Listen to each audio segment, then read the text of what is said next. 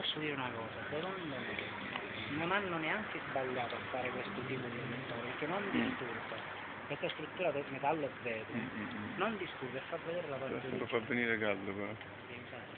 accendere il condizionato. Sì, ma si aprono le porte, l'aria condizionata. Quando siamo arrivati, non l'avevano voluto aprire. No, c'erano così stava acceso. C'erano le ventole. Sì, no, appunto, qua si rischia che qualcuno si sente male. No, è capitato l'anno scorso. Ah, già l'avete fatto l'anno scorso? Sì, mi pare l'anno scorso. Lo fate sempre qua? Ormai speriamo di farla qui.